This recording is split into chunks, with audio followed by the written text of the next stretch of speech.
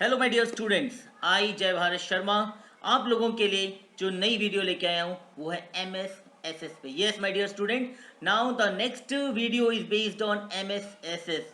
Yes, we are using this M S S S which is a package of M S office for making a database. Let's first take a relevant example to create a database.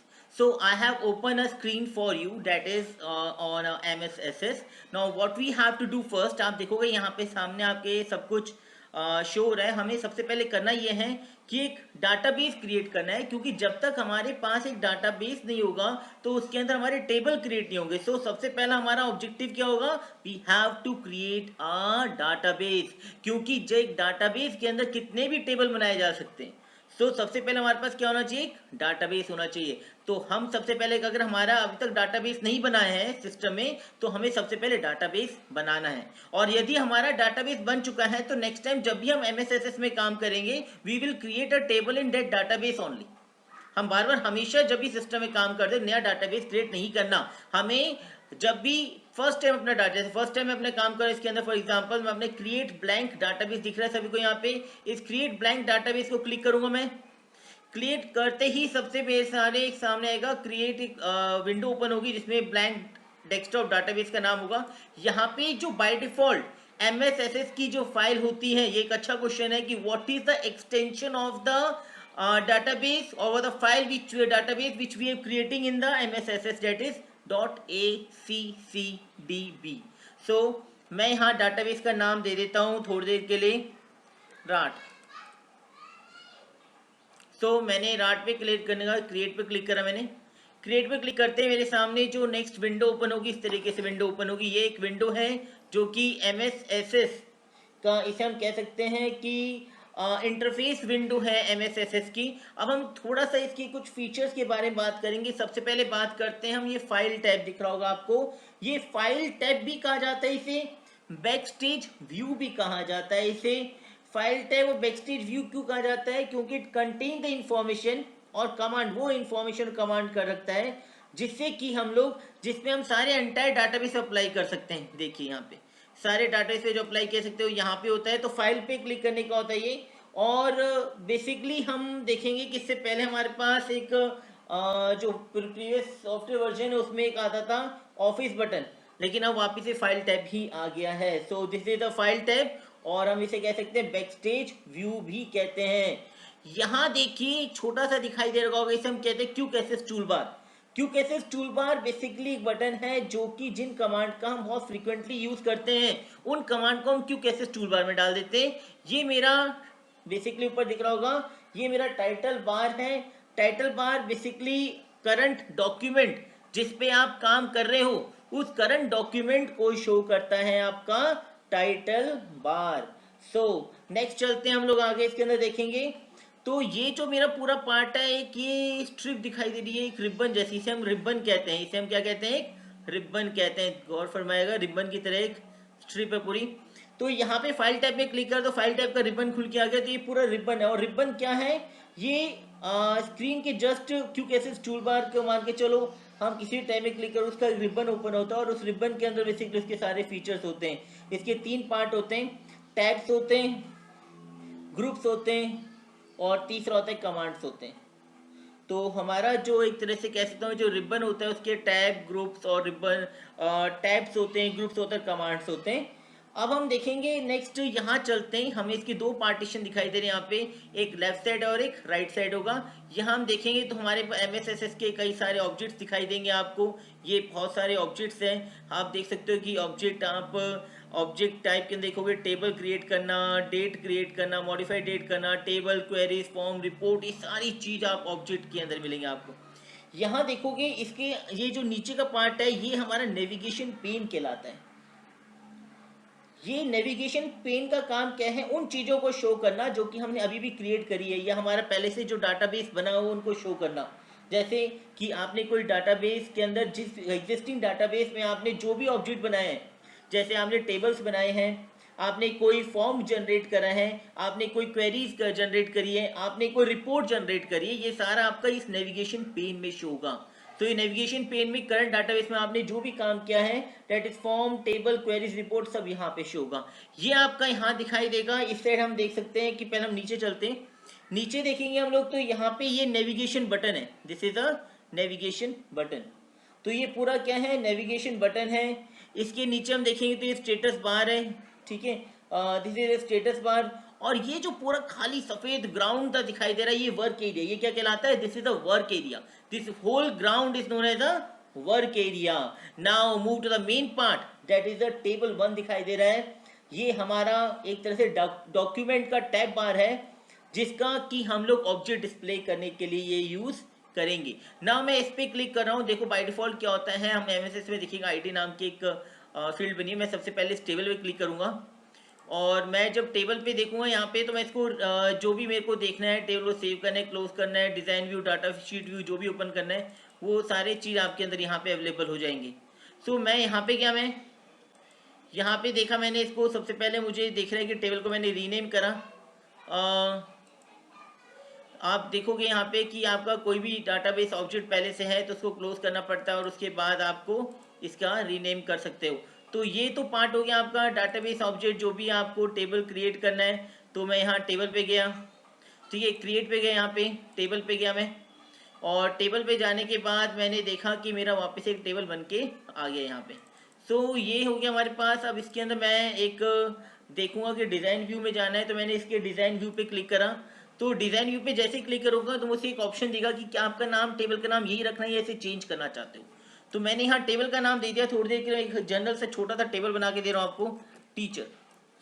क्या दिया मैंने, table का नाम teacher. सो मैंने इस table का नामकरण किया।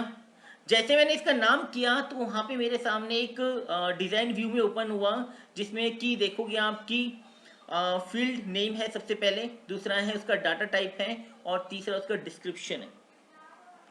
सो है क्या मेरे पास, मुझे कितने फील्ड बनाने हैं और उसका, तो मैंने दिया फॉर एग्जांपल मेरा पहला फील्ड का नाम है टीचर आईडी, और टीचर आईडी किस में डाटा टाइप, मैं ऑटो नंबर, ऑटो नंबर का काम ये है, आप यदि चाहते हो कि अपने आप ही आईडी 1 के बाद एंटर होती रहे तो आप ऑटो नंबर दे दीजिए।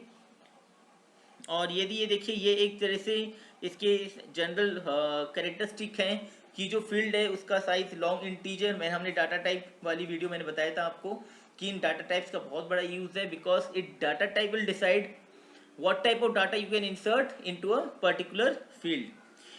न्यू वैल्यू कैसे होगी, अपने आप ही इंक्रीमेंट होके आएगी, इंडेक्सिंग है, कोई डुप्लीकेट वैल्यू एक्सेप्टेड नहीं होगा। डिस्क्रिप्शन के अंदर मैं कुछ भी दे सकता हूँ, it will contain the teacher ID. Okay, next. अब यहाँ देखिए एक छोटी सी ये है, मैं इस थोड़ी देर के लिए इस की पार्ट को रिमूव कर देता हूँ मैं आपके सामने। और मैं यहाँ देखा, नेक्स्ट मैंने बनाया थोड़ी देर के लिए टीचर सब्जेक्ट, कौन से सब्जेक्ट है टीचर का मैं एग्जांपल देता हूँ। नेक्स्ट कौन बना देते हैं, टीचर नेम बना लेते हैं, ठीक है। और टीचर नेम को मैंने यहाँ जब क्लिक करूँगा, अब मेरे पास है कि कैसा चाहिए। अब देखो ये सारे डाटा टाइप हमने इनके बारे में देखा है, शॉर्ट टेक्स्ट चाहिए, लॉन्ग टेक्स्ट चाहिए, नंबर चाहिए, डेट एंड टाइम चाहिए, करेंसी चाहिए, ऑटो नंबर चाहिए, yes no, OLE object, hyperlink, attachment, calculated, look wizard, ये सारे डाटा टाइप हैं। जैसे आप इन सब चीज़ों को धीरे धीरे यूज़ करोगे आपको क्लियर होता जाएगा कि बेसिकली है क्या कंसेप्ट ये। तो यहाँ पे अभी हमारे सामने जो मैं ले रहा हूँ, इसको शॉर्ट टेक्स्ट ले रहा हूँ मैं, तो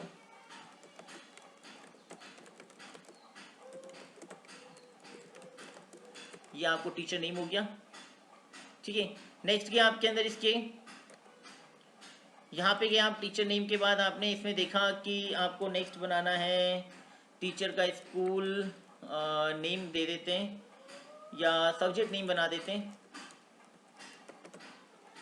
सब्जेक्ट नेम कर देते हैं नेक्स्ट फील्ड का नाम। इसको मैंने दे दिया थोड़ी देर के लिए लॉन्ग टेक्स्ट दे दिया, the name of subject that teacher dot. Okay, now यहाँ मैंने 3 फील्ड बना लिए, मेरे तीनों फील्ड का काम हो गया। मैंने इन चीज़ को सेव कर लिया। सेव करने के बाद मेरा ये पार्ट कंप्लीट है। लेकिन मैं यहाँ देखूँगा कि क्योंकि हमने एक पढ़ा था, की का कंसेप्ट पढ़ा था, तो मैं क्यों ना कोई एक फील्ड को तो आपको प्राइमरी की बनाना पड़ेगा, because that uniquely identifies the each entries in a table, तो मैंने इसको प्राइमरी की सेट कर दिया। फाइन। अब प्राइमरी की सेट किया गया, मैंने इसको सेव करा। सेव करने के बाद मैंने इसको थोड़ी देर क्लोज नहीं करता, मैं यहाँ जाता हूँ और अब मैं देखता हूँ कि मुझे इसको ओपन करना है। मैंने इसको ओपन करा मेरे सामने। अब मैंने यहाँ टीचर का नाम दिया, तो टीचर के नाम में दिया मैंने यहाँ पे सबसे पहले मिस्टर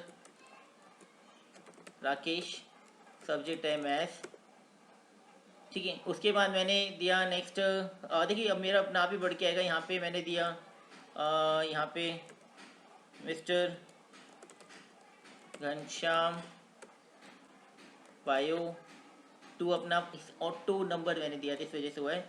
फिर नेक्स्ट दिया मैंने यहाँ पे आपको उसके बाद देखोगे कि इंग्लिश नहीं सॉरी, हमने जैसे आपको देखा चेंज करना है तो आप चेंज कर लो। फिर मैंने दिया नेक्स्ट मिस्टर प्रदीप इंग्लिश। फिर नेक्स्ट मैंने किया यहाँ पे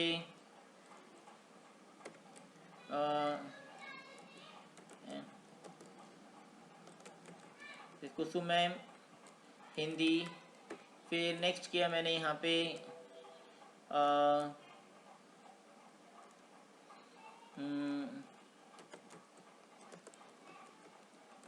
मीना एम SST।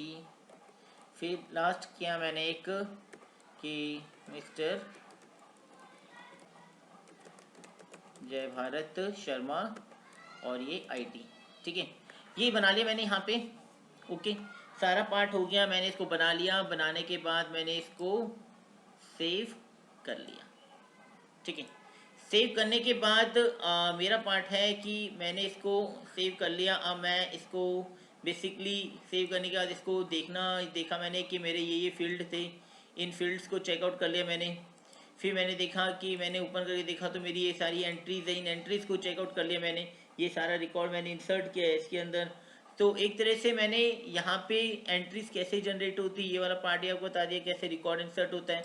अब आप यहाँ पे जाओगे तो आप देखोगे कि आपके पास और भी कंसेप्ट होंगे। जैसे ये टेबल बन गया आपको, अब आप इसमें कोई फॉर्म जनरेट करना चाहते हो या कोई जैसे फॉर एग्जांपल फॉर्म को क्रिएट करना है तो फॉर्म डिज़ाइन में गए हम लोग तो डिज़ाइन कर सकते हो आप इसको अपना खुद का, या फॉर्म डायरेक्ट आपको इसी का बनाना है तो आप फॉर्म में जा सकते हो, फॉर्म डिज़ाइन में जा सकते हो। फॉर्म क्रिएट करना है, जो भी पार्ट आपको करना है वो यहाँ से भी आप इसमें जा सकते हो। तो ये तो पार्ट हो गया हमारे पास जनरली जो हम इसके अंदर यूज़ कर रहे हैं। तो दिस इज़ व्हाट बेसिकली आप कैसे MSSS के अंदर डाटाबेस क्रिएट कर सकते हो, टेबल क्रिएट कर सकते हो। और जो नेक्स्ट वीडियो आएगी उसके अंदर मैं आपको बताऊंगा कि कैसे टेबल में क्वेरीज पुटअप की जाती है, क्वेरी पुटअप करने के कैसे कंस्टेंट लगाए जाते हैं टेबल पे, और कंस्टेंट के साथ साथ हम किस तरीके से फॉर्म्स जनरेट और रिपोर्ट जनरेट करते हैं। होप इतना पार्ट आप सबको क्लियर हो गया। Thank you.